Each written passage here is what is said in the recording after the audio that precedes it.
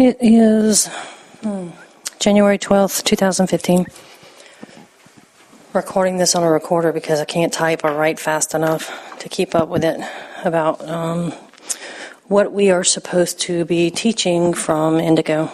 And the first thing I'm actually walking around at Indigo in this space, just listening, and I, again, feel like I need to record it.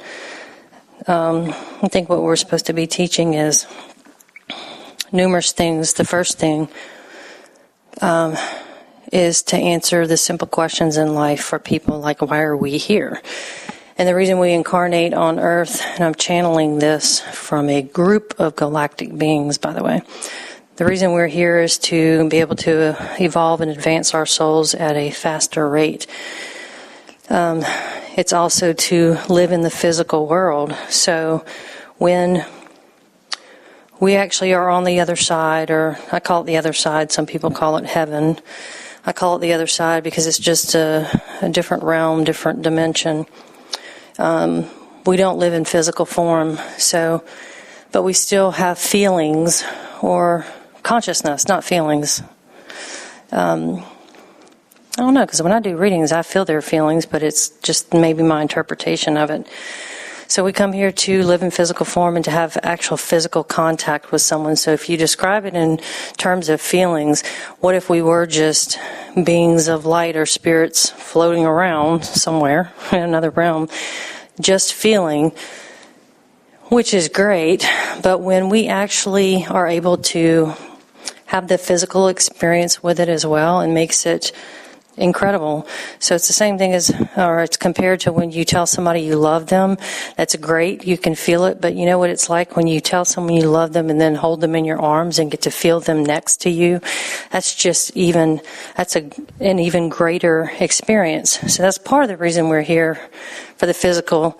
We're also here to experience emotions on a different level. The human part, the duality part. And duality, I'll get into that a little later, but that's what we've been in for a long time, is the dual part of Earth, or duality. What we're actually moving into with the age of Aquarius, or have moved into it, is Christ's return. So December 21st of 2012, when the planet aligned with the Milky Way, or aligned with that galaxy in the photon belt, it opened up extreme light source on Earth, which is affecting every single person here. Every single person. So the light that's now penetrating us is actually penetrating us at a cellular DNA level. And it's not that, when people talk about war and chaos and all the hardship on Earth,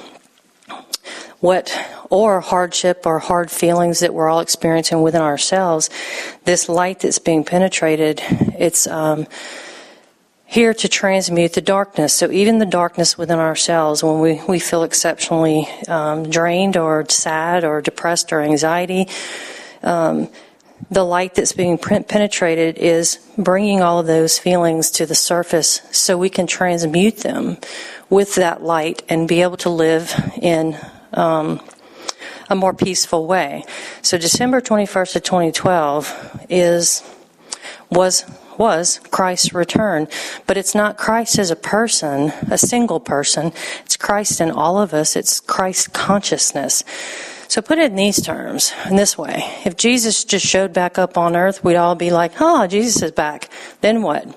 What would he do? Would he explain things to us in the way that he did before, and how to live, and how to live our lives and not judge, and all the things we were taught growing up? Or wouldn't it make a huge difference if it wasn't actually one physical being that returned, but if the consciousness of Christ, or Jesus Christ, returned in all of us? So that way we're not having to look to another person and that's what religion does, looking to someone else to tell us what to believe or experience or feel, but we actually start feeling it and believing it and experiencing it ourselves. That's when it's personal, right? Makes it personal when we experience the Christ consciousness ourselves. So it's getting to the next step. It's like, what do we do next? So if that's true, if it's not Jesus returning, but it's the consciousness of Jesus or consciousness of Christ returning in all of us, what are we supposed to do with that? Well, the first thing we have to do is transmute all the darkness within ourselves. Transmuting that darkness is kind of like leaving the past behind, but you have to work through it first, and that's doing your emotional work and living in the present moment. I say this all the time. When you live in saying I'm sorry constantly, it's because you're living in the past. And when you're constantly worried, it's because you're living in the future. And when you're at total peace and harmony, it can only be accomplished when you're living in the present moment. So living in the present is what actually is going to allow us to embrace the Christ consciousness within ourselves. They describe Jesus as the Son of God, but we're all sons and daughters of God.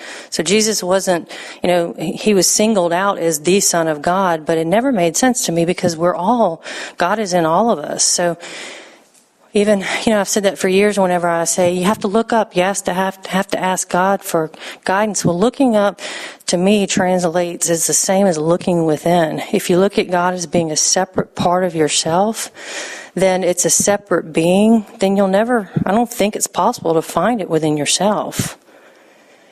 But that's where it is. And that's what she, I say Father, Mother God, wants us to experience, is not having to look outside of ourselves to seek something better.